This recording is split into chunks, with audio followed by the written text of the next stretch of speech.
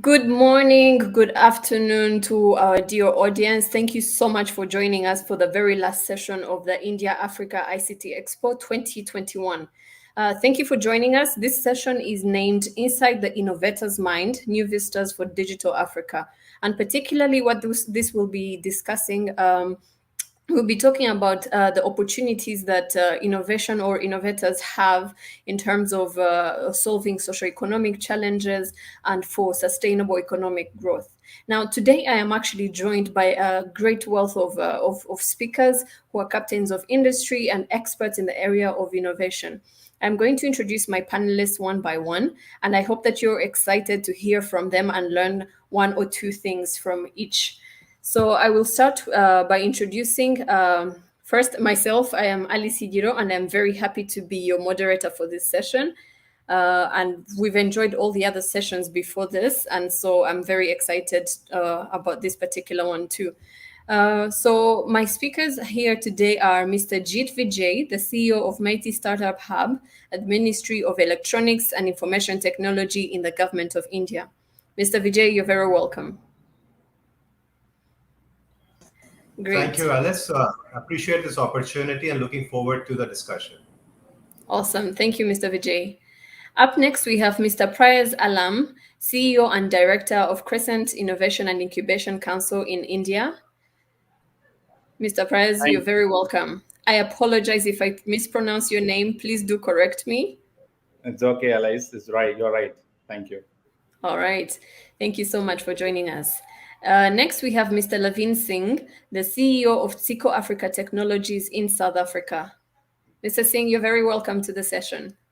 Thank you, Alice. Really looking forward to the chat, and thanks for the opportunity to share. Sure thing. And then next we have Mr.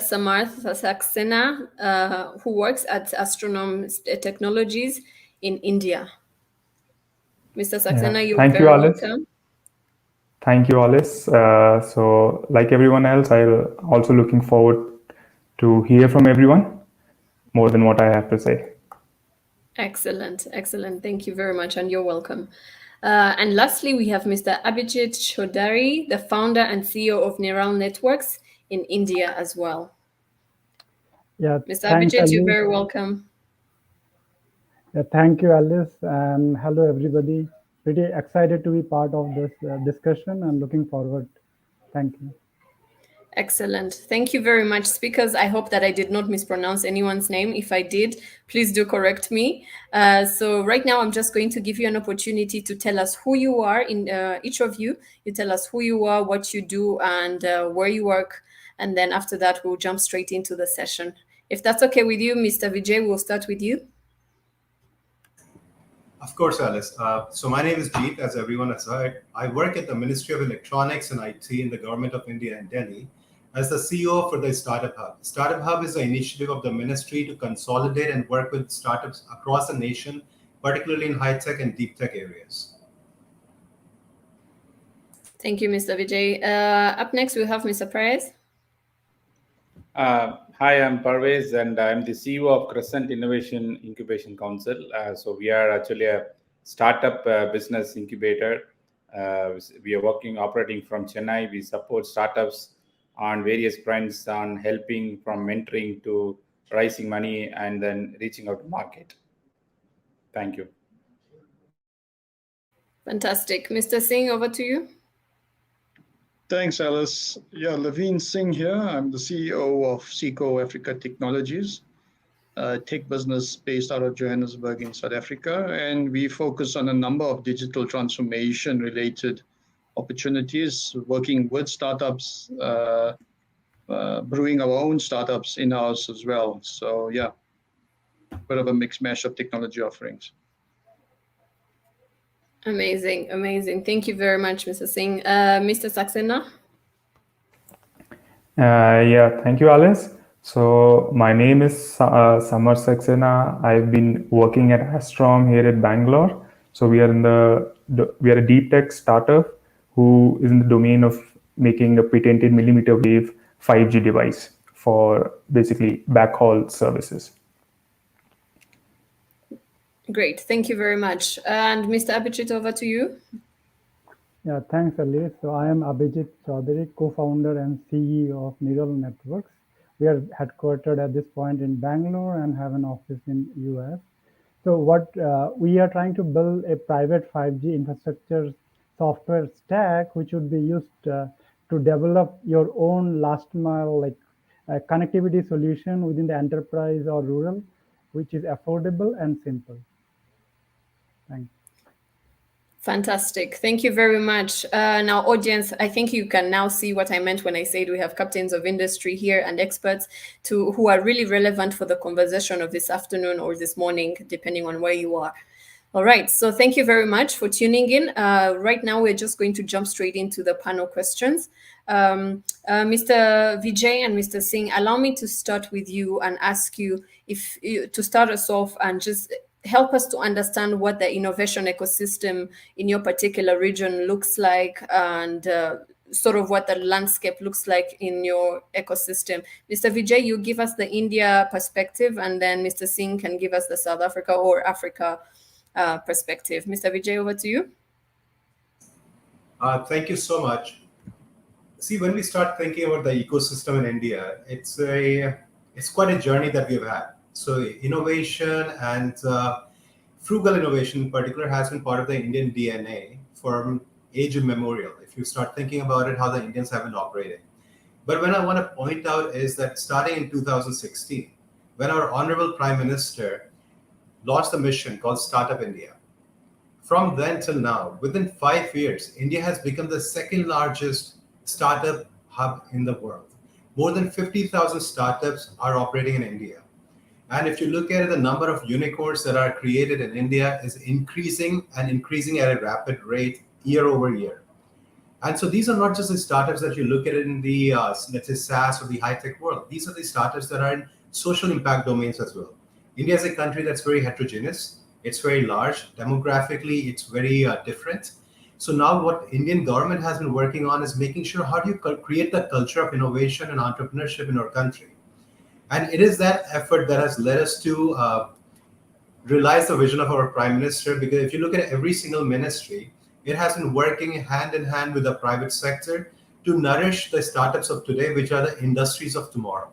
Be it in healthcare, be it in infrastructure, be it in education, be it in manufacturing, you name it, in every domain. India is a rainbow of opportunities when it comes to innovation and creation for the future. And so what we want to emphasize today is on the digital aspect of it. So while sitting at the Ministry of Electronics and IT, what we have created is, if you look at in the historical context of the last few years, UPI, enabling digital transaction, and has become the largest platform for enabling fintech. You look at Aadhaar. Aadhaar card is the universal identity that has been created to provide identity solution for our individual citizens. If you look at COVID app was launched by the government to make sure that during the pandemic that we have been going through, how do you trace and monitor and report adverse effect? So technology has come to the fore, especially in this pandemic time. Historically, we used to say that education is a great equalizer. Now technology is a great equalizer. And to become a $1 trillion technology economy, Indian government has been working very hard to digitize that landscape that presents itself to us. And I hope we get more opportunities to discuss how we can take this digital transformation that's happening in India and connect it globally for the benefit of inclusive development of all our people around the world. Fantastic. Thank you very much. And Mr. Singh, over to you. Thanks, Alice. Yeah, I think the economy, the whole digital economy and ecosystem is certainly taken a steep growth curve on the back of the epidemic around COVID. We've seen a massive spurt in startup hubs in South Africa, Africa as a whole. Many ideas, many concepts being put out to the market. In fact, to the point that it's created a lot of noise in the system. It's created a lot of disruption in the system, which is sometimes positive as well as creating some negativity. I think where we find ourselves playing quite a key role as a orchestrator of startups or as a support structure for startups is that we're trying to find, those propositions or those startups that are starting to, provide some niche value, as well as creating sort of cohesive, collaborative ecosystems for collaborating on solutions for the country. What we've also seen is a great support from the public sector. Similarly, our president's actually put together a digital council or advisory forum that reports directly into him, focusing specifically on trying to kickstart and restart the economy much, from an economic point of view on the back of digital adoption. And as you can imagine, it's not an easy task, especially in a country where a lot of the connectivity is still a challenge, and a lot of the foundational requirements and capabilities are a challenge, which forces a lot of conversations and thought around how we improve the maturity overall of the people, the processes, public and private strategies, and collaboration there to try and expedite and accelerate startup growth and value propositions for those startups. Personally, I've been involved in assisting and growing a few startups, and we've done acquisitions of some of those startups, as well as just given support and grown startups to go on their own, which I believe that's where we're seeing the value these days, is creating a sort of factory to create and accelerate startups.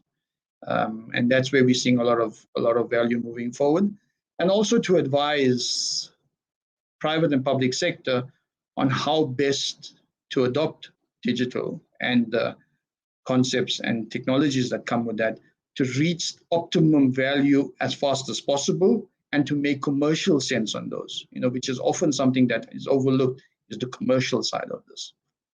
So we've been assisting quite a bit in private and public sector from that perspective. Great. Thank you very much, gentlemen. Mr. Vijay, I like what you said about technology now being the great equalizer as compared to the past, where education was the main thing. And what you've both said on, I think something that's constantly come up in all the other sessions as well is the collaborative approach between the government and the private sector and all other players in the ecosystem to really fast track digital adoption and use of innovation and technology for development. Thank you, gentlemen. Now, Mr. Parvez, over to you.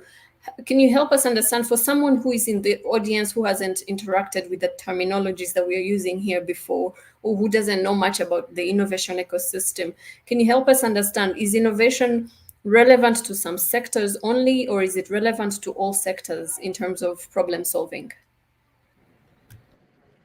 Yeah, thank you, Alice. Actually, this, as Jeet sir mentioned during his initial remarks, that India is a frugal country, and then we have find out frugal engineering everywhere. So I don't think innovation is subject to any specific domain. Of course, if you see the economic sectors of India, is mostly into services, manufacturing, and agriculture, and so on. We can break down sectors into primary, secondary, tertiary, and so on. But having said that, but if you see these unicorns came, there are 61 unicorns reported, even the India.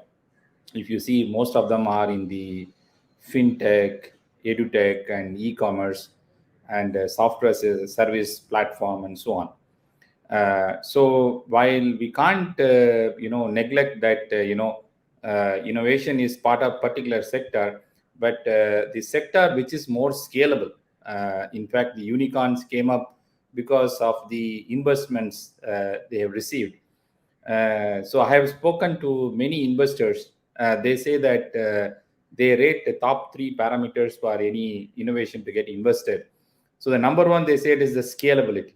So they say that they don't look for innovation. The first thing is they say how scalable, how Uber, Ola can be scalable, how Swiggy and Zomato is scalable, how fast, how quick they can acquire clients. In fact, the average unicorns arrived in India is 6 to 8 years. So the first most is the scalability. And second most is the founders' passion. They see that how founders involved are passionate about that. The third most they say is the innovation, the technology and patent, what IP they have. So having said that, we can't say that innovation is restricted to any particular sector, but however, in India, the sectors which given most important is more on the software as a service, as well as e-commerce, edutech, and agri-tech is rising. In fact, I see a lot of connections in Africa as well as India in the agri-tech side. In fact, we are one of our startup who is making a agri-tech startup who is actually making a high protein rice. They have now exported to Ghana. In fact, I'm planning to go to Ghana at the end of this month to build a collaboration between the Indian and African startups. So that's, I think, my 2 cents for the question. I hope I answered, Alice. Yes, sir. Yes, sir. You did. Thank you very much. But basically what you said is it's relevant to all the sectors, but the 3 parameters that you mentioned to look at or pay attention to are the scalability of the solution, the innovation of the technology being applied, and the passion of the entrepreneurs that are introducing these innovations. I like that. Thank you very much. And it's a really nice segue into the next question that I'm going to ask to Mr. Saxena. Mr. Parvez, you mentioned about India having so many unicorns, and Mr. Vijay as well alluded to that. And so now coming to Africa, we know that Africa is a highly youthful population, and a lot of them are tech savvy. So now when we think of that, what kind of skills should young people be focusing on acquiring to now develop the next unicorns of the continent? Mr. Saxena, over to you. Thank you, Alice. I think the skills which any young person, any innovator should have, I think I really agree with Mr. Parvez, is the passion and the tenacity of the founders. Like, that goes without saying. And because building a startup and scaling it up to a unicorn status will be a long and arduous journey. And if I talk to you only about, let's say, some of the deep tech startups, like going beyond the fintech or service-based or SaaS startups. So this skill is even more valid for founders of deep tech startups, because it can start from something like a lab-based or a project-based prototype, and from there scaling it up to something which is commercially viable takes a lot of patience. Like, the development effort can span from 1 year to a couple of years, or maybe even 5 years. But in this whole process, passion and your determination is something which will help you go through. So of course, you do need the feedback from the market. You do need feedback from your mentors, from your investors, to continuously iterate and have the correct market fit of your product. But at the end, this patience and your passion is something which will take you to that journey. So, and why people do innovate in especially in deep tech startup is they do need a lot of talent to do this, like a lot of expertise in, let's say, software or even hardware. Okay, so nowadays having a software expertise is not enough. You need in your team hardware expertise. Either the co-founders should have the expertise, or if they feel it is amiss in their team, you need people who have a wealth of experience here. So if I give you the example of my field, which is telecom and wireless sector, so you need people who can, make design electronic system. You need people who can do some kind of digital signal processing. You need people who can build your RF systems, as well as you need people who can handle manufacturing of your products. So it's difficult to find these skills in one person, but you need to hire, or you need to, hone the skills of your talent which is available in your society.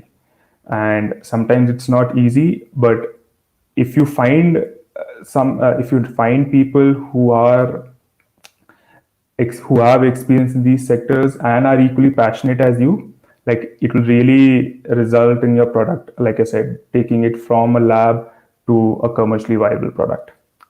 And all this while what they should aim at, any co-founder, is having an IP-driven solution or a product. Your years of research and development should, in the end, result in some patents. Because although initially you may not have any revenue, you may not tick any metrics of any investor, but at the end, if you do create some patents, it will help you to eventually create some moat around your own product, which will be really hard to beat maybe 5 years down the line. So I think we should also start giving more importance to writing patents, filing patents, understanding about the patent IP rules of a country, whether and not just of your host country, and also of the country you want to launch your product in, because these rules vary a lot from geography to geography. So I think these are some things which we should try to focus on. Great. Thank you so much, Mr. Saxena. I really appreciate that you started by highlighting the other soft skills or other skills that we usually, when we talk about, the startup ecosystem, we jump straight into the technical skills. But what you touched on about the patience and endurance and tenacity, I believe is really key, because it's very easy to have the technical skills, jump into the ecosystem. 2 years down the line, you run out of patience and basically it dies there. So I appreciate that you started with that. And something else that I picked from what you said is to have both the soft and hardware expertise, but also to really leverage other skills available in the market and just maybe focus on honing them for your benefit. Thank you very much, Mr. Saxena. So now, Mr. Singh, if I can come to you, what kind of opportunities do you see on the horizon for our innovators on the continent? Yeah, I think I go back to the points I raised earlier. Some of the foundational capabilities that drive the digital transformation adoption are still a concern across the continent. And these foundational capabilities, specifically around connectivity, access to devices, smart devices, and access to platforms, whether it's cloud-hosted platforms or whether it's on-prem hosted platforms. These three capabilities drive a lot of the digital transformation, across any environment. At this stage, as a continent, from a connectivity point of view, South Africa itself, we're certainly not at the point where we need to be from a connectivity point of view. So that remains an opportunity for growth and certainly a key capability that bridges the digital divide. So that's something that does need improvement. From a platforms point of view, cloud hosting point of view, there's a lot of growth in that space and a lot of opportunities in that space that are already becoming prevalent in the market. So I think that still remains something across the continent that needs attention. And then, of course, the smart device access. It's a key aspect of trying to enable that digital divide gap being closed. So the access of affordable devices remains a concern and still remains a need at this stage. From a skills point of view, I think there's a lot to be done around skilling. Like I go back to the point of skilling, not just from the aspect of technical skills, but certainly skills around, and you mentioned the softer skills that come into it, but certainly skills around how to sell great ideas and how to pitch great ideas and how to pitch to investors. Those are softer skills which often the technically strong individuals don't necessarily have, and they find themselves with great ideas but just not being able to get their pitch across properly. And that can be the failure of a really good startup, the ability to get your idea across well. So this still remains, and there's a lot of opportunity for coaching and mentorship and growth in that space. I think we're finding that the landscape is starting to, flourish as far as technical skills goes. There's a lot of youngsters coming out of Boston with a lot of data science skills, coding skills, foundational skills that they can develop further on. But I think where we're lacking is that specialization skills that require the software side and the hardware side that my colleagues have alluded to on here, that specialization skill gaps remain a concern. And I think that for me really remains a gap that needs to be filled in. And then, I think like we have, the collaboration with partners internationally is a key component as well. I think collaboration with software vendors in India has been, I think we've done quite a bit of network vendors in India as well, has been a big play for us. And we're seeing a lot of opportunities in that space from an international collaborative point of view. But the point would be is often these startups that we've been advising, they don't have access to that type of support structures and to access to those types of players internationally. And therefore, that level of support to them is something that's quite key to assist them and give them access to some of those international players. So yeah, for sure, those are some of the areas where we can certainly collaborate on and find improvements. Thank you so much, Mr. Singh. I think you've given us a really good picture of the needs in the ecosystem, including access to infrastructure, devices, platforms, and skilling. I think the skilling is really coming up quite a lot, and I think this is actually a good area of opportunity in this India-Africa partnership, given how advanced the India partners are. I think this is a great area of exchange. So I'll come to now Mr. Abhijit. What kind of successes can you share with us that you've had along your innovation journey that you can share with the audience to sort of inspire them or, share a word of knowledge? Yeah, sure. Thanks, Alice. So I have almost 7 years of experience running startups, and this is my third startup. And mostly I have worked in telecom and deep tech, mainly with hardware and software mixed. So yeah, I would be very candid on the feedback because I think probably this will be very useful to the folks who are looking to start companies, especially in the telecom or like deep tech.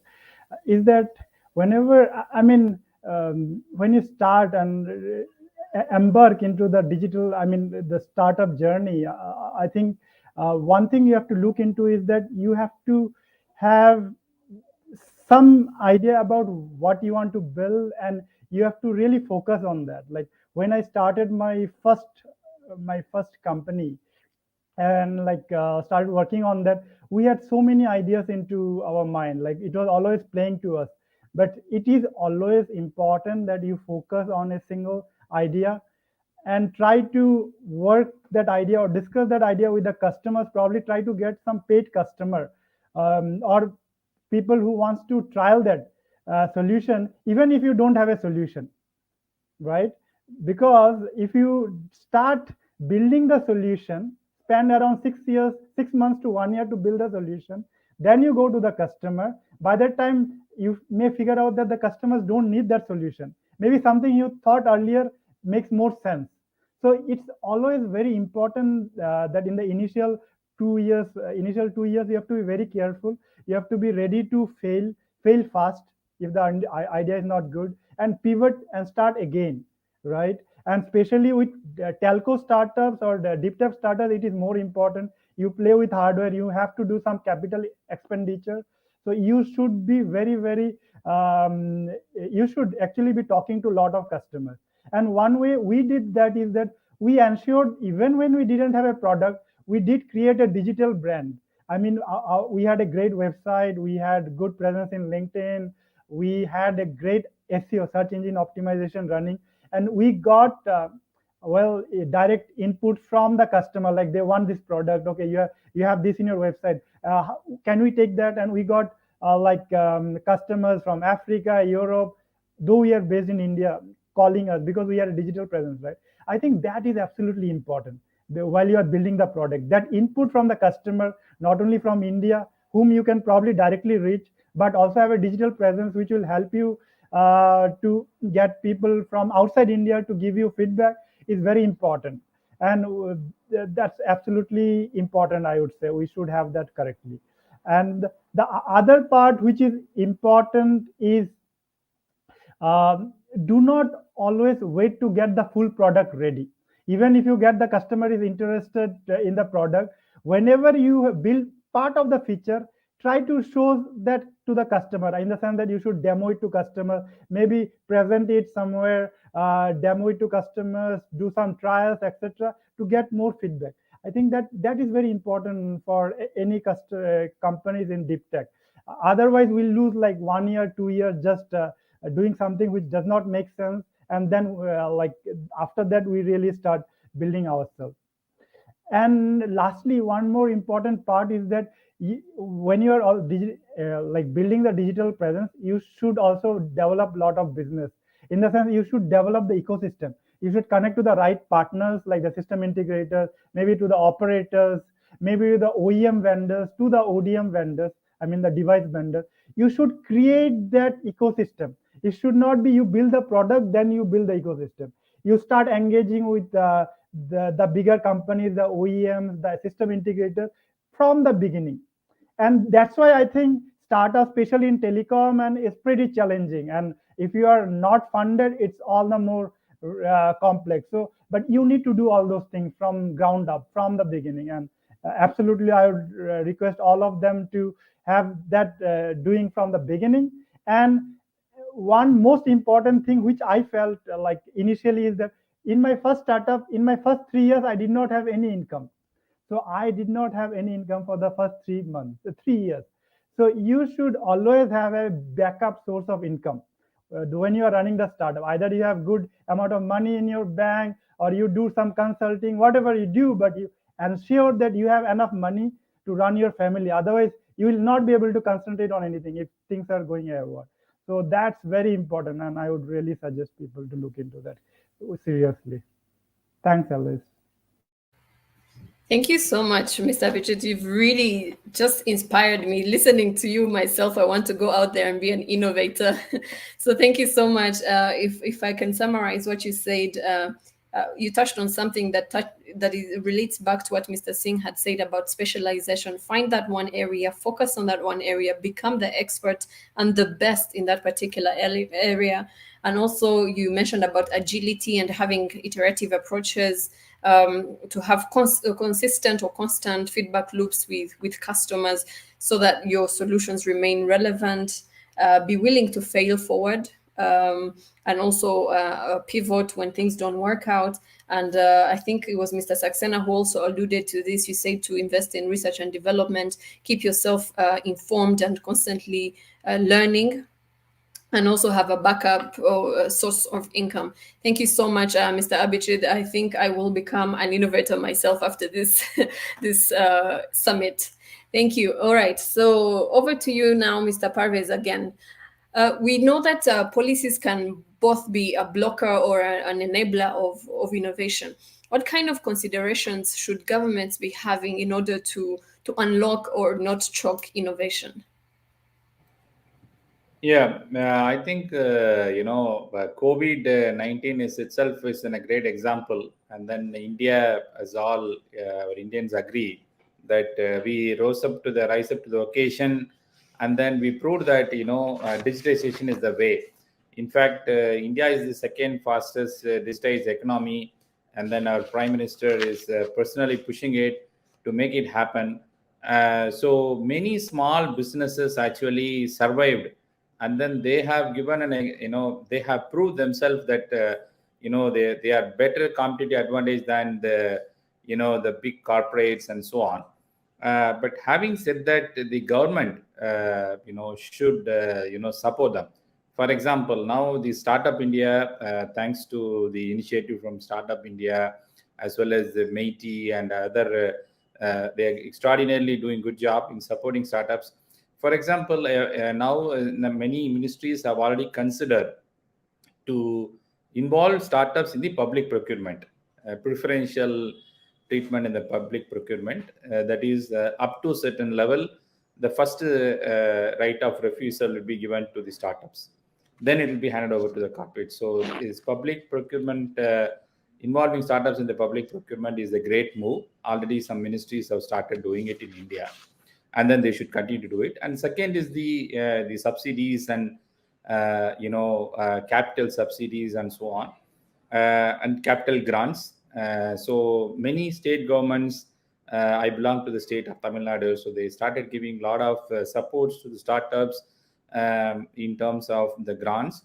And third is the regulations. Now, recently, the Ministry of Civil Aviation has, has actually given a lot of waivers for the startups who are working in the drone industry.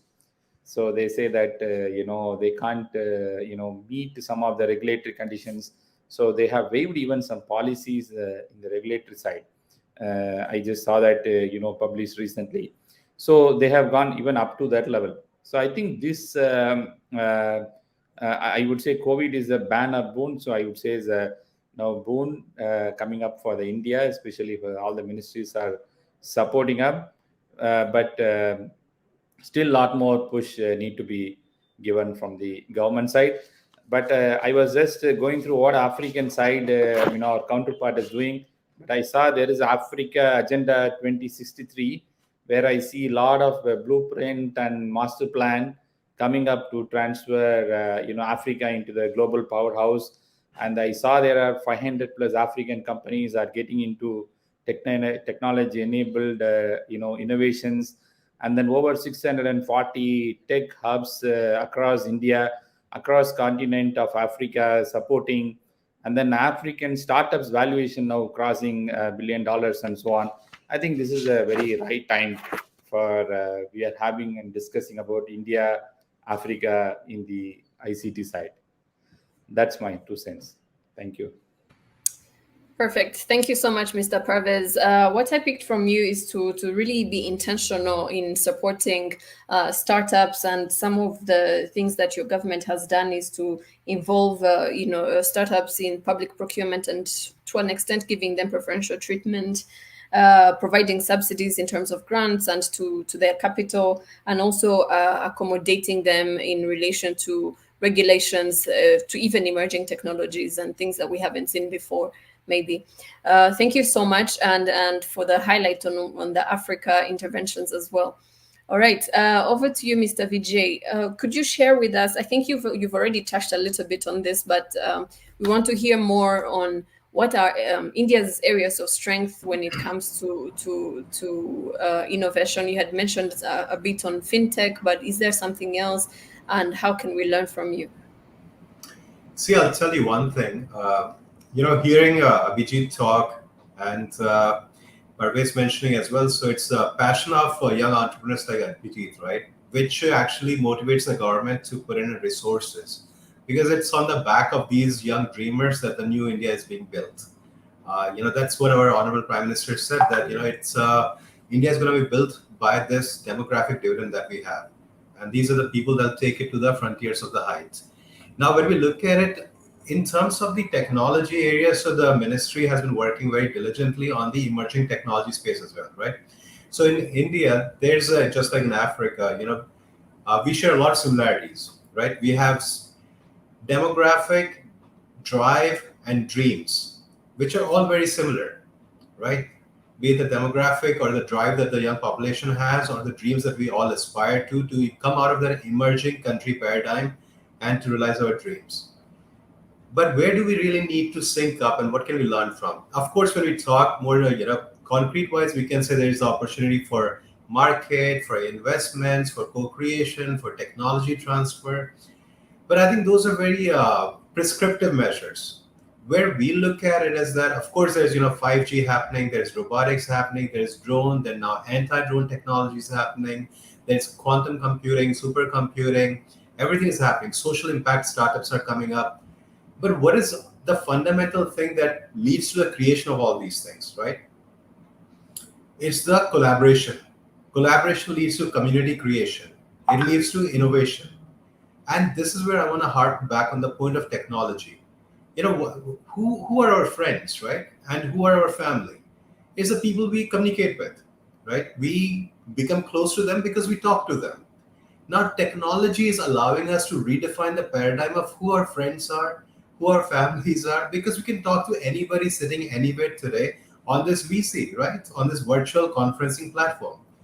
Now, so what do we need to do to build more bridges and enable more things to happen is events like this, where we can actually showcase the opportunities and the individuals that are associated, because let people collaborate, let people communicate, let them define their own economic values that they want to get out of it, because value comes in a lot of different ways. The role of government is to make sure that we can enable cooperation, collaboration, and community creation. Let the innovation come out of the economic paradigm. It's a capitalism that will define where the value is being created. So from the government perspective, of course, we got hundreds of incubators, we got a ton of center of excellences, a lot of technology, a lot of funding intervention. But ultimately, all of that is nothing unless we have entrepreneurs like Abhijit who are working on Parvez and their incubator, and Lavine who's enabling this cross-border communication. All these things have to come together, and then a lot of opportunities can come out of these interactions. And I think that's where we need to leverage more of these technology platforms, create new communities, new friends, and new collaboration opportunities.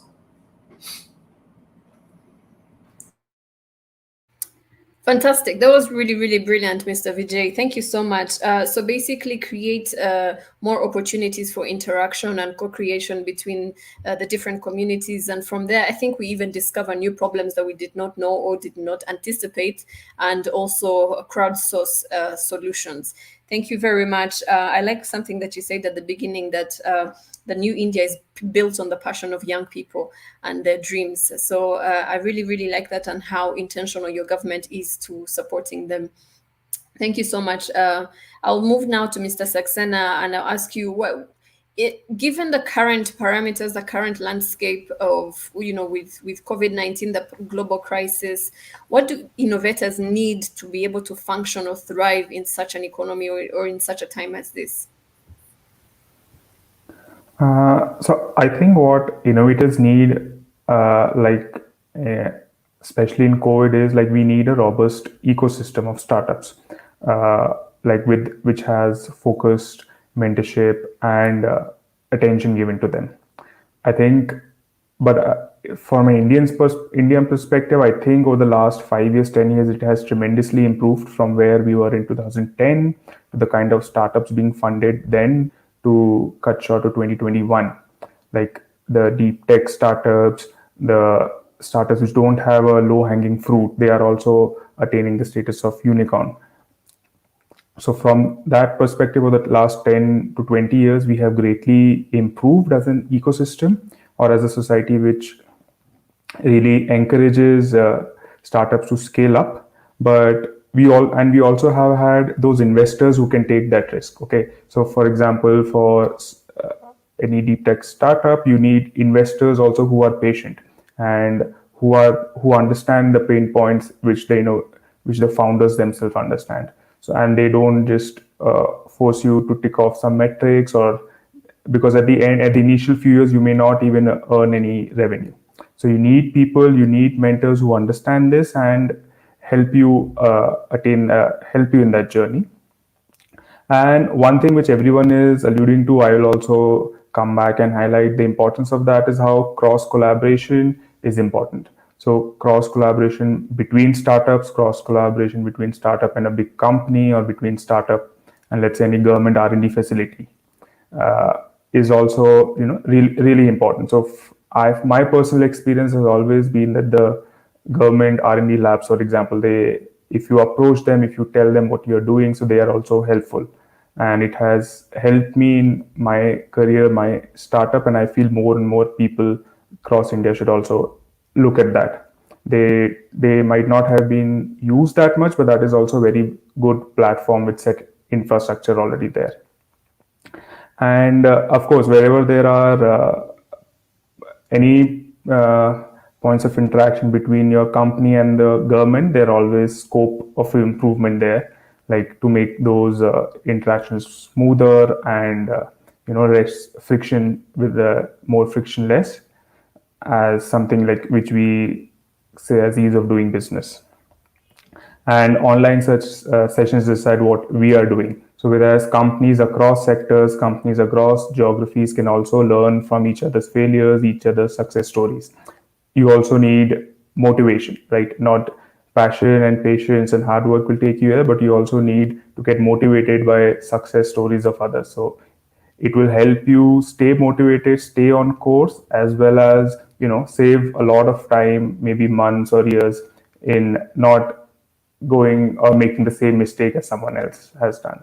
So this type of cross collaboration online session is something which is very important. And how you collaborate depends on case to case basis. Like I alluded to a particular thing, I think in any other geography you need to find ways or some resources or infrastructure which you don't have but they are easily available.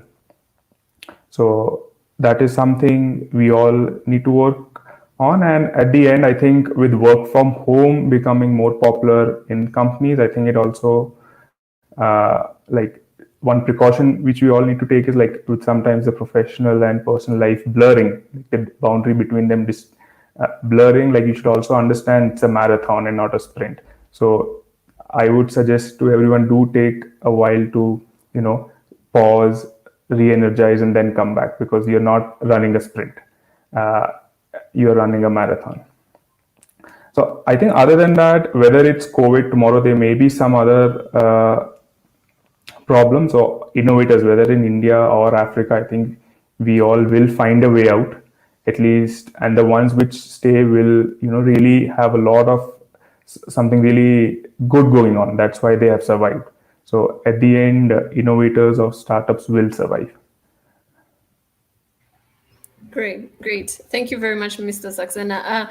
Something that I really like that's come up in this particular conversation or panel is the human aspect to innovators.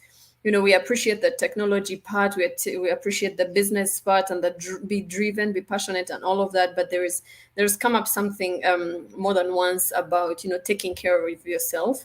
Saxena, you just alluded to that, and someone earlier mentioned it as well. It's not a marathon; it's a sprint. I mean, it's not a sprint; it's a marathon. So take time for self-care to avoid burnout. Because if you're burnt out as a innovator, then you really reduce your chances to even becoming a unicorn. And then something else that you said that can help them to thrive in such a time as this is ease of doing business, facilitation in that sense, and also build or expanding on the robust ecosystem, cross collaboration. This has come up quite a few times as well. And creating knowledge sharing platforms, even across continents, across your region and Africa. I believe that's very valuable input. Thank you very much, sir. Now I'll come to Mr. Abhijit. Still talking about the pandemic, how have Indian innovators stepped up to the game and really participated in solving problems or even economic recovery of the country? Yes, thanks, Alice. So I would share the views based on what I've observed. And again, I may not have seen all the parts, especially I'm more focused on the IT and like the telecom infra, but which are more on the online stuff, but there are a lot of offline infrastructure too. But I'll focus on what I've seen of how India has recovered. I mean, like in like early 2020, I mean, like 1.5 years back, it was really pushed. Like like there are a lot of uncertainties about sales, about customers, about what is happening. But if I see now, like 1 year down the lane, what has happened is that I've seen that Indian startups or like even the bigger companies have been pretty resilient, and they have come up and really grown. I mean, just this year, 2021, we have 28 unicorns and plus. It's growing. There is a company called Apna startup, started in 2019, almost around late of 2019, and they are the youngest unicorn. But within 1.5 years to 2 years, they became an unicorn. What they do is that they are creating an online presence to recruit blue collar employees or workers. I mean, pandemic, lot of blue collar employees workers lost their job, right? And that created an opportunity. And I mean, Apna really sees that opportunity, created a great platform, and within 1.5 years to 2 years, they have, I mean, helped a lot of blue collar employees to get job. And now you see that it's already a unicorn. Probably the youngest or the unique who would have been a unicorn least amount of time, right? So so not only that, if you see anywhere, like when you wake up in the morning, what do? You need your groceries to make your breakfast. Everything is online now in India, especially in urban. That's a thing that I don't have a great insight into the rural sector, but in the urban, I mean, thanks to like companies like Airtel, Jio, and all, and the internet service providers like Spectra, I mean, everything is connected. Starting morning, you buy your groceries in Big Basket or companies like that. You get if you want to send some item transport, like you have an application that you have to send to somebody else in your colleague in Bangalore or somewhere else. Just use another online app to transport, which is called Dunzo. Then for food, well, you don't want to cook a food, then okay, order it using Swiggy or Zomato. Well, you have to pay to Swiggy and Zomato. Okay, use GPay or Paytm. Okay, I need medicine for my parents. Well, I have Big Basket, MedPlus to order to. I mean, everything is online, and all my conferences on Zoom or all those things, right? Well, I mean, if you see, most of the companies that I talked about are kind of Indian. They have kind of set. They have helped us to actually travel through or go through the pandemic in a pretty good way. I mean, I really didn't feel that I'm always at home. I mean, I was able to stay connected all over the time. And most of the companies that I named just now are all unicorns or gone IPO, like Zomato went IPO. Big Basket, there was an M&A. Tata actually acquired a big stake in Big Basket. So there has been a lot of movements within the startups as well as all the big companies, like a lot of M&A, like Tata acquiring multiple companies like Big Basket, Reliance Jio also acquiring similar, Starlight, all of them acquiring. So I think what it has brought is that a lot of companies are coming together to build a new vertical, and a lot of small startups which started and really seized the opportunity have gone IPO, or at least they have become like an unicorn. So it has been really interesting, the space, and I'm looking forward to many more. I think COVID has been in some ways it has helped to figure out new opportunities, new ways to digitize work from not only home, from anywhere. Now you don't really need a physical presence. Virtually be present anywhere and do your work and be productive. And lastly, I think a lot of that we need to thank all the like the digitizing or the network connectivity company. Maybe I have been working with telecom a lot, so I'm reiterating that, but telecom or the ISPs has played a great role, and we need to, I think they have been a transformation. They have been brought a lot of transformation here. Right, Thank you. right. Thank you very much, Mr. Abhijit. That was really exciting to listen to. And to me, it actually sounds like, opportunity sometimes lies, or most of the time even lies, in the small mundane things that we do on a day-to-day. And it sounds like that's exactly where the innovators saw opportunity in terms of digitizing the day-to-day processes or service delivery. And they've really facilitated that and made it a smooth journey for you. Well, it can't be completely smooth, but it's been better than would have been anticipated. Thank you very much, Mr. Abhijit. Now, lastly, we'll come to Mr. Vijay, if you can help us to close the session, and Mr. Singh as well. Mr. Singh, maybe let me start with you. How can innovators across our regions leverage this opportunity of India-Africa partnership in order to grow their businesses or even their capabilities? Mr. Singh, if you can go first, and then Mr. Vijay will close for us. Just to let you know that we have about 6 minutes left to go. So if you can give us precise and short answers, it would be great. Thank you. Sure. So I think the opportunity lies in identifying those areas of strengths and weaknesses between the different countries. I think it's conversations that need to happen around strengths and weaknesses, and creating that sort of collaborative nature of connecting in a way that's an effective way of connecting, right? I mean, I think that's one of the things we need to put in place. But I certainly think the strengths from a India perspective around the expertise in the software side, becomes a big leveraging point for Africa. And it's trying to create those collaborative sessions and collaborative platforms for that to happen. It's probably the ideal way to go forward. And I think it's really about trying to also leverage relationships and networks that people have, personal networks and relationships that people have across the borders is a key play as well. So yeah, for sure.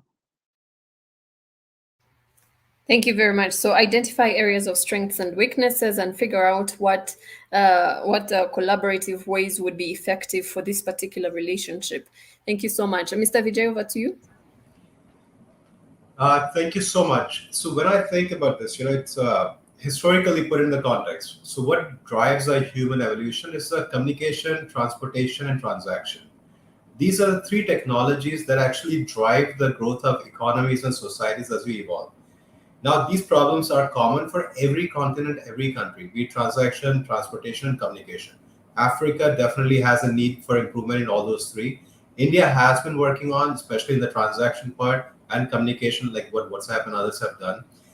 So using a focus on these things, then pivoting it from to see what is the local need, right? Solving a local problem is the must before you start looking bigger, right? So identify what is the local issue that we want to target. India can provide a template approach because we go through a similar kind of journey that we have been going through. And third thing is looking at, again, I'm going to quote our Prime Minister, is we are one world, one people, right? So we got to have a different perspective on who are we competing with, who are we collaborating with.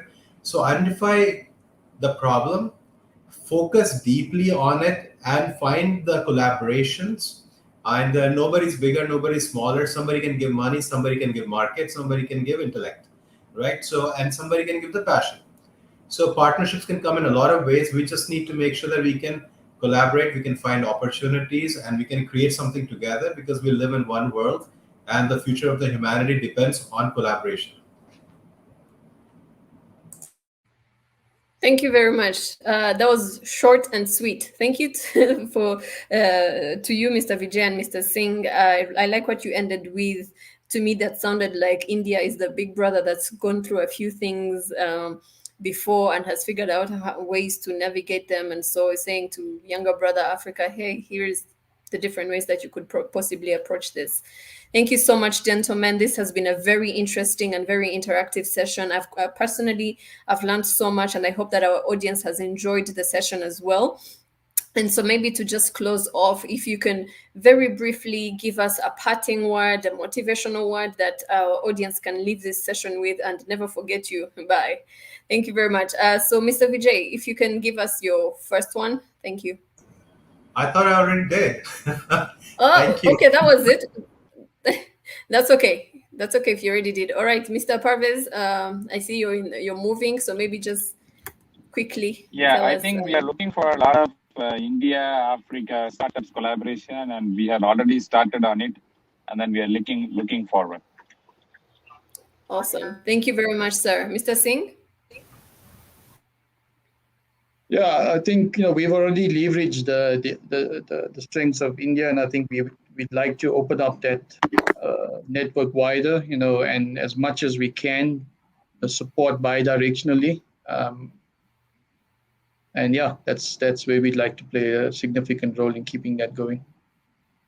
Fantastic. Thank you very much, Mr. Abhijit. Yes, we should be collaborating. I mean, I see there is a lot of like companies from Africa reaching to India. So I think the idea is that we should collaborate with each other and help each other to help the companies in India as well as in Africa. And lastly, we should start from the universities. We should be collaborating in the universities, the colleges. We should help startups being fostered from the colleges in India and Africa. That is how we can really build the next generation. Thank you very much. Mr. Saxena, very briefly, we have about 20 seconds. Yeah, I'll just keep it short. So just in tune to what everyone is saying, I think collaboration and developing an ecosystem will automatically, bring up lots of unicorns. It has got so in India, and it may also do in Africa.